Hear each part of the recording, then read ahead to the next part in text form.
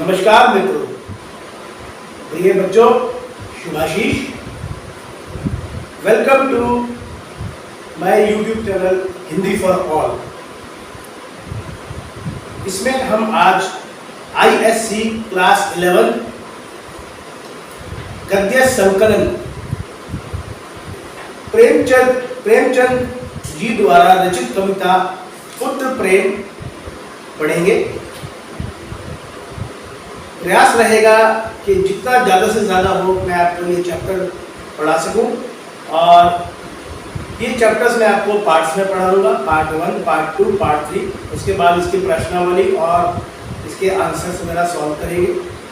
बच्चों के फ़ोन आए हैं, उनके रिगार्डिंग 11th क्लास में उन्हें हिंदी में प्रॉब्लम हो रही है, सभी को प्रॉब्लम होती है, तो उसी के लिए प्रयास रहा है कि चैप्टर के माध्यम से, अपने माध्यम से मैं आपको ये चैप्टर सरल तरीके से समझा पाऊँ। तो सर्वप्रथम तो मैं देवादिदेव महादेव की अनुकंपा से इसकी शुरुआत करता हूँ। प्रेमचंद जी द्वारा रचित कहानी पुत्र प्रेम। सर्वप्रथम तो मैं आपको प्रेमचंद जी का थोड़ा परिचय देता हूँ। हिंदी के कथा एवं उपन्यास सम्राट प्रेमचंद का जन्म उत्तर प्रदेश के वाराणसी के निकट लम्ही ग्राम में 31 जुलाई सन 1880 को हुआ था। इनका वास्तविक नाम धनपत राय था। ये उर्दू के नवाब राय के उपनाम से कहानियाँ लिखा करते थे। हिंदी में लेखन के लिए इन्होंने प्रेमचंद नाम का प्रयोग किया। प्रेमचंद बहुमुखी प्रतिभा के धनी थे। ये उपन्यासकार, कहानीकार, संपादक तथा निबंध लेखक के रूप में प्रतिष्ठित हुए। 8 अक्टूबर सन 1936 को इनका निधन हो गया। प्रेमचंद की मुख्य रचनाएं हैं सप्तस्रोत, लाल फीता, प्रेम प्रचिसी, प्रेम प्रसून, प्रेम तीरथ, पंचप्रसून, कहानी संग्रह, सेवा सदन, गबन, गोदान, कर्मभूमि, रंगभूमि, निर्मल, सेवा सदन, प्रेम आश्रम, कायाकल्प, संग्राम, करबला, प्रेम की विधि इत्यादि। शुरुआत करते हैं ISC कक्षा 11वीं के गद्य संकलन के प्रथम चैप्टर पुत्र प्रेम से। बाबू चैतन्य दास ने अर्थशास्त्र खूब पढ़ा था, और केवल पढ़ा ही था, उसका यथोयोग्य व्यवहार भी वे करते थे। वे वकील थे। 2-3 गांव में उनकी जमींदारी भी थी। बैंक में भी कुछ रुपए थे। ये सब उसी अर्थशास्त्र के ज्ञान का फल था। बाबू चैतन्यनाथ ने अर्थशास्त्र खूब पढ़ा। अर्थशास्त्र का मतलब होता है इकोनॉमिक्स, और केवल पढ़ा ही नहीं था, उसका यथोयोग्य व्यवहार भी करते थे। मतलब उसकी वो अर्थशास्त्र की वो प्रैक्टिस भी करते थे। वे वकील भी थे, यानी कि वो एडवोकेट भी थे। 2-3 गांव में उनकी जमींदारी थी, यानी कि 2-3 गांव में उनकी प्रॉपर्टी भी थी। बैंक में भी कुछ पैसा उनका, बैंक में भी कुछ बैंक बैलेंस था। ये सब उसी अर्थशास्त्र का ज्ञान था। ये जो सब उनकी प्रॉपर्टी थी, ये जो उनकी कमाई थी, वो उन्होंने अर्थशास्त्र के ज्ञान के बदौलत ही कमाई थी। जब कोई खर्च सामने आता था, उनके मन में स्वाभाविक प्रश्न होता था, इसमें स्वयं मेरा उपकार होगा या किसी अन्य पुरुष का। जब उनके सामने कोई खर्च आता तो वो सोचते थे कि ये खर्च करने में मेरा कोई फायदा होगा, या मेरा कोई भाग्य होगा या नहीं, या किसी और अन्य व्यक्ति का फायदा होगा। यदि 2 में से किसी का कुछ भी उपकार ना होता तो वे बड़े निर्दयता से उस खर्च को गला दबा देते थे। यानी कि अगर जो पैसा वो स्पेंड करते थे या खर्च करते थे, अगर उनको उसका फल नहीं मिलता था तो उनको बड़ा इस चीज़ का पश्चाताप होता था, मतलब बुरा लगता, उस खर्च को वो गला दबा देते थे। व्यर्थ को एक विष के समान समझते थे। खाली बैठना अनस्य को वो व्यर्थ के समान, अनस्य के समान समझते थे।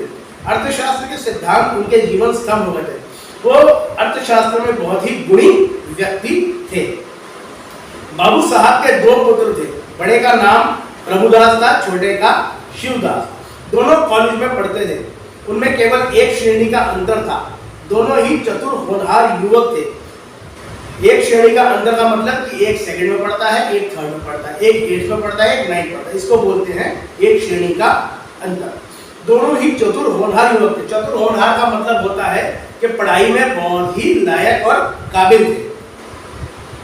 किंतु प्रभुदास पर पिता का स्नेह अधिक था। लेकिन जो प्रभुदास थे उन पे उनका जो पिताजी उनको प्रेम करते थे वो अत्यधिक प्रेम करते थे, उससे ज्यादा प्रेम करते थे। उसमें सदुत्साह की मात्रा अधिक थी और पिता को उसकी जात से बड़ी बड़ी आशा थी। यानी कि एक पिता के अगर दो पुत्र हैं तो एक बच्चा पढ़ने में अच्छा है, दूसरा थोड़ा पढ़ने में थोड़ा डाउन है, तो पिता वो जो बड़े पुत्र था उनसे काफी आशाएं थी कि आगे चल के ये मेरा पुत्र काफी तरक्की करेगा और अच्छा बनेगा।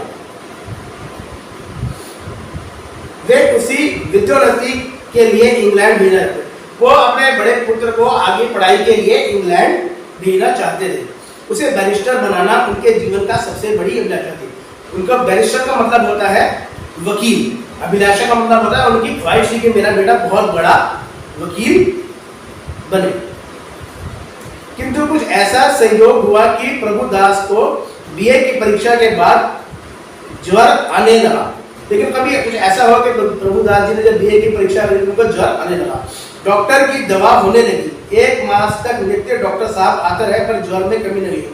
उनको एक बीमारी हो गई जिसका नाम ज्वर था और डॉक्टर साहब उनको दवा देते रहे, लेकिन 1 महीना बीतने के बाद भी उनको उस बीमारी में कोई राहत नहीं मिली।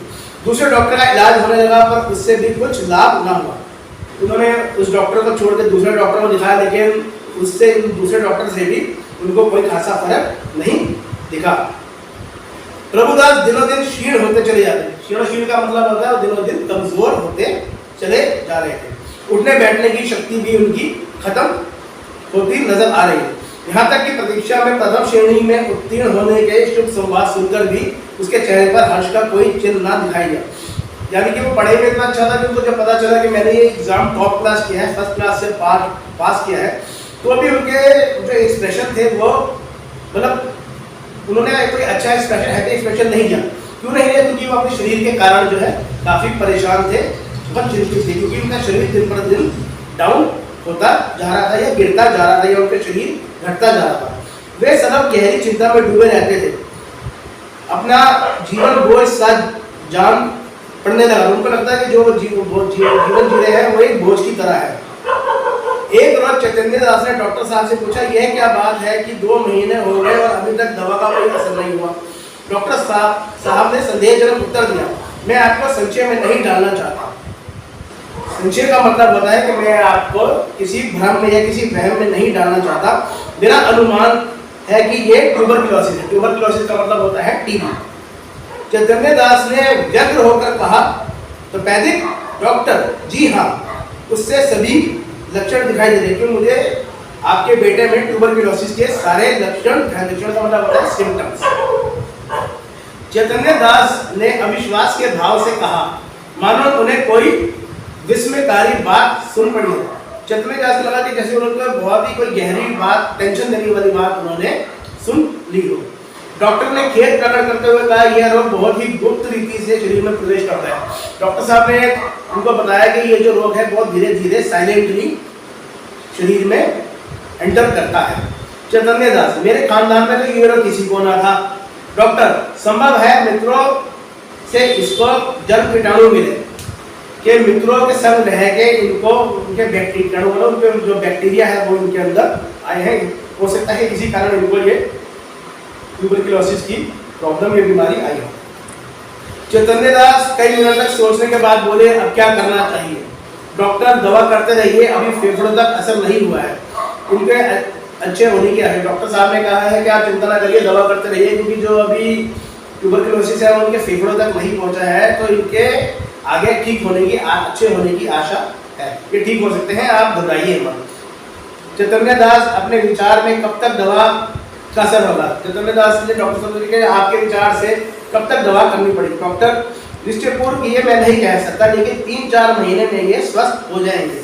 जोड़ों में इस रोग को जीव कम हो जाया करता है, ये 3-4 महीने लगेंगे, लेकिन ये पूरी तरह से स्वस्थ हो जाएंगे। चैतन्य दास, किसी सैनिटोरियम पहाड़ी स्वास्थ्य लाभ में भेज दूं तो कैसा हो? डॉक्टर, बहुत ही उत्तम। अगर आप किसी बड़े हॉस्पिटल या बड़े डॉक्टर को या अच्छे शहर में किसी बड़े हॉस्पिटल में जाएंगे तो बहुत ही लाभदायक सिद्ध होगा। चैतन्य दास, तब ये पूर्ण रीति से स्वस्थ हो जाएंगे। डॉक्टर, हाँ हो सकता है, लेकिन इस रोग को दबा रखने के लिए इनका मानसिक परिश्रम से बचना ही अच्छा है। यानी कि इस रोग का निवारण करने के लिए जो इस बीमारी से ग्रस्त है उनको टेंशन फ्री होना पड़ेगा। माइंड में टेंशन नहीं लेनी पड़ेगी कि मैं बीमार हूँ, मेरा शरीर दिन पर दिन कम हो रहा है। यानी अपने अंदर एक पॉजिटिव एनर्जी, पॉजिटिव ऊर्जा का व्याख्यान करना पड़ेगा जो कि उनको इस बीमारी से निजात दिला सके। चैतन्य दास निराश भाव से बोले, तब तो इनका जीवन ही नष्ट हो गया। गर्मी बीत गई, बरसात के दिन आए। प्रभुदास की दशा दिनों दिन बिगड़ती गई। 3-4 महीने बीत गए, गर्मियाँ भी बीत गई, बारिशें आने लगी, लेकिन स्वास्थ्य में कोई सुधार नहीं हुआ और प्रभुदास जी की जो तबीयत थी वो दिन प्रतिदिन और खराब होती रही।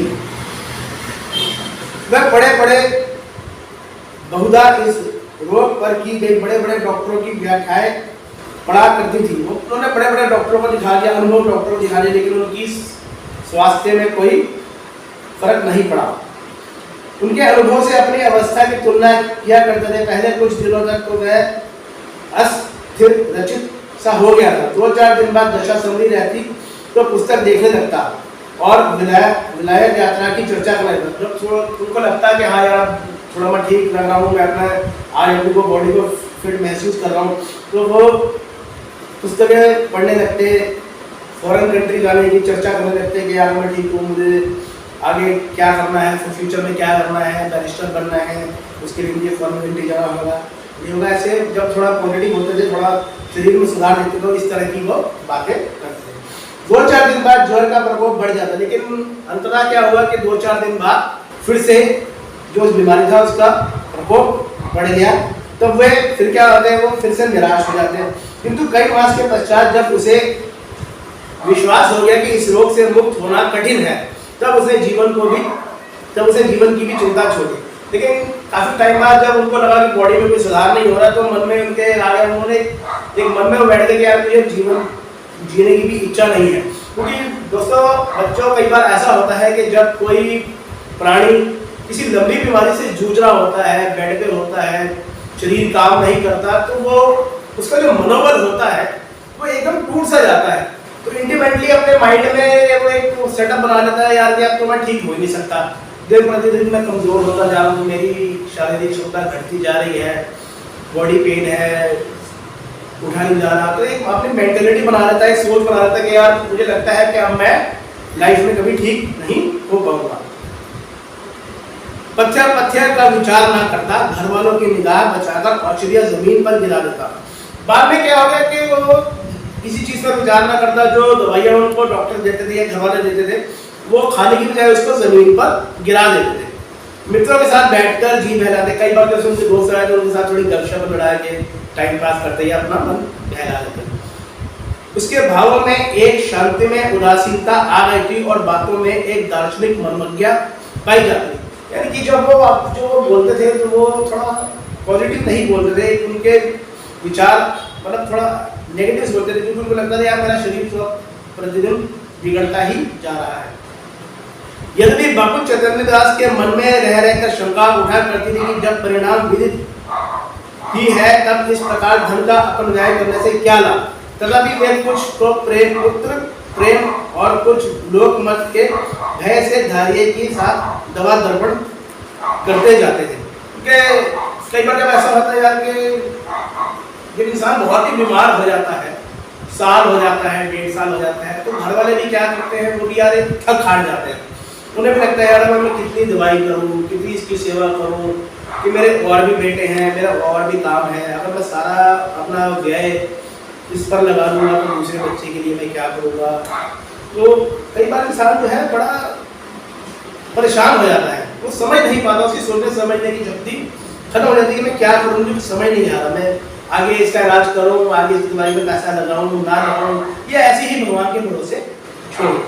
हम यहीं पे विराम लेते हैं। आगे का चैप्टर प्रयास रहेगा कि हम कल पूरा करें और 3rd पार्ट में हम इस चैप्टर से जुड़े क्वेश्चन आंसर्स प्रश्नावली करेंगे। इसी के साथ मैं सभी बच्चों के उज्ज्वल भविष्य की कामना करता हूँ। जय हिंद, जय भारत।